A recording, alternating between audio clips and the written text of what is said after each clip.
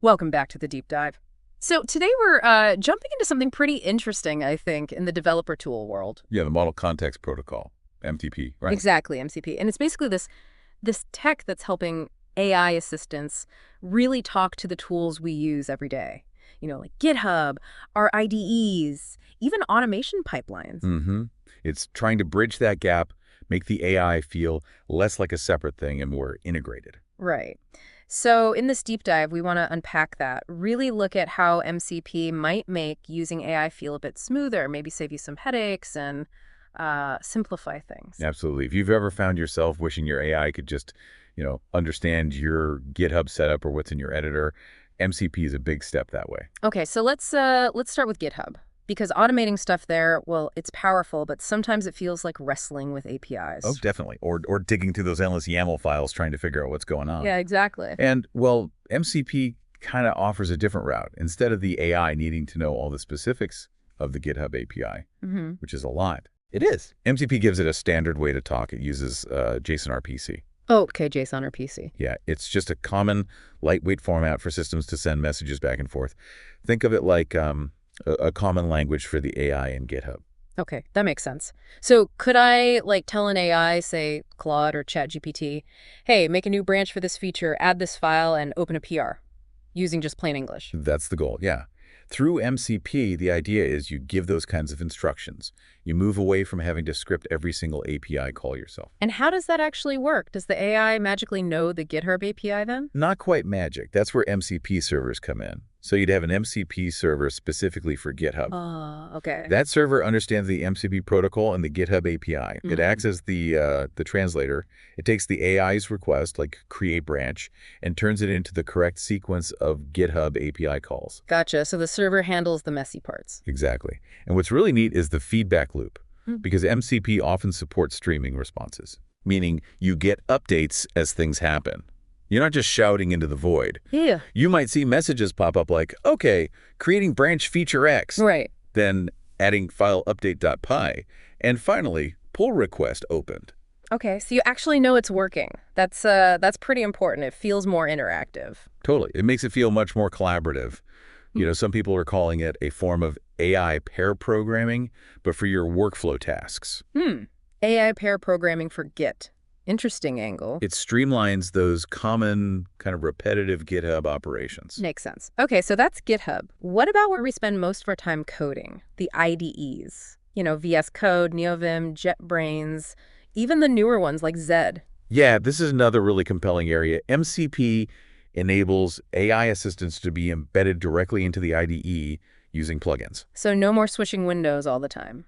That's the idea. The AI's capabilities become part of your actual coding environment. Okay, give me an example. What could I do? All right, imagine you've got some code highlighted. Maybe it looks a bit clunky. Happens all the time. Right, so you could ask the AI assistant, which is right there in your IDE, powered by MCP, hey, can you refactor this for clarity? And the key thing is, MCP provides the plumbing for the AI to not just suggest changes, but to actually run the necessary refactoring tools and apply the changes right there in your local files. Whoa. Okay, so it can actually change my code locally? Potentially, yes, through the MCP connection and the IDE plugin.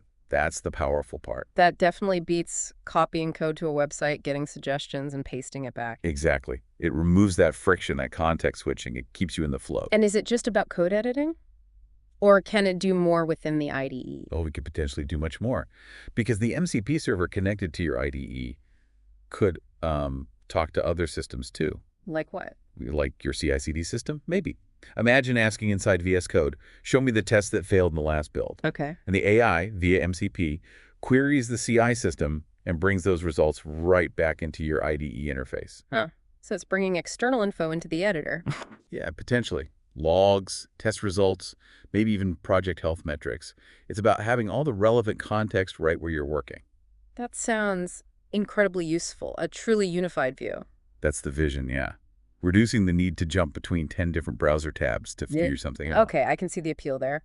Now, what about going beyond just me asking questions in my IDE? Can MCP help with, automated stuff, pipelines and things? Yes, absolutely. This is where it extends beyond just interactive use into automated workflows. Okay, how so? Let's think about a practical scenario. Say you have a custom MCP server, maybe a price tracker server. Yeah. Its job is just to scrape competitor pricing data every night. All right, got it. A scraper. Yep. Now, you could connect that price tracker server to, say, a GitHub action using an MCP client. Okay, so the action can talk to the scraper server via MCP. What happens then? Well, the AI driving the GitHub action now has access to that fresh pricing data. So you could set up rules. If competitor X drops their price by 20%, the AI could automatically trigger an action. Maybe you open a GitHub issue to alert the product team, or even commit an update to a pricing page in your docs. Whoa. Okay, so the AI takes action based on the data from the MCP server. That's automation. Exactly. Or another example. Think about Sentry for error tracking. Yeah, use it all the time. Imagine an MCP-enabled Sentry server. When it detects a big spike in a certain type of exception. Instead of just emailing me. Right. Instead of just a basic alert, the AI part could kick in. It might analyze the stack traces, maybe compare them to recent deploys, and try to pinpoint a potential root cause. Seriously? Potentially, yeah. And then it could automatically post a summary. Hey team, seeing a spike in X might be related to commit Y directly to your Slack channel, or create a detailed Jira ticket. Okay, that's moving from reactive alerts to something much more proactive and intelligent. That's the core idea. Using MCP to connect these systems allows the AI to not just report data, but to analyze it and initiate useful actions automatically. Right, so let's pull this together.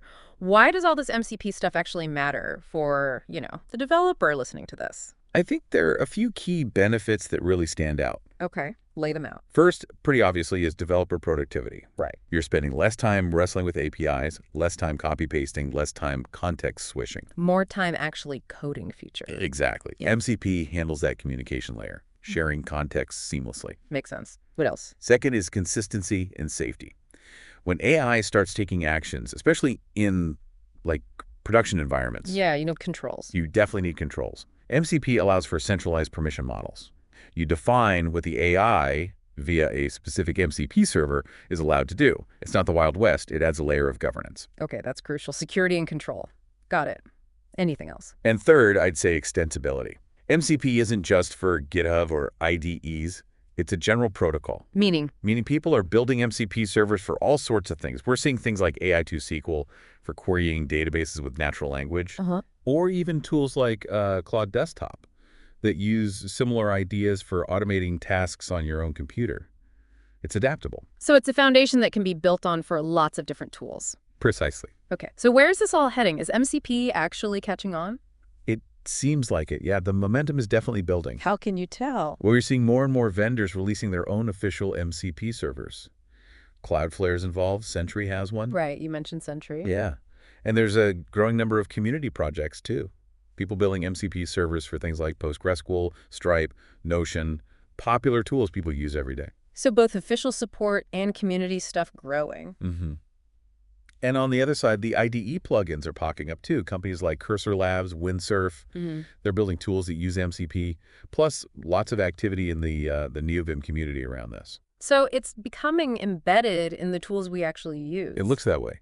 Okay, so if we were to boil it down, the main takeaway here is that MCP is kind of emerging as this unifying layer, connecting AI with GitHub, IDEs, automation, all the places developers work. I think that's a good way to put it. It's about creating a more connected, more intelligent ecosystem for development. Less friction, more flow. Right. So wrapping this deep dive up, we've covered how this Model Context Protocol, MCP, is changing the game for how AI interacts with developer tools, from GitHub workflows Making them more conversational. to being right inside your IDE, Reducing that context switching. and even driving smarter automation pipelines. Making them more proactive. Okay, so here's a final thought for you listening in. Think about your own day-to-day development, your tools, your workflows, Yeah, where are the friction points? Where do you wish things were just easier or more connected? and then consider how could a technology like MCP, making AI a more integrated part of that process, actually change how you work? Could it free you up to focus more on the creative, problem-solving parts of the job? Definitely something to ponder. It feels like these open protocols like MCP are really going to be key in shaping what AI-powered development looks like next. Absolutely, worth keeping an eye on. Thanks for joining us for this deep dive.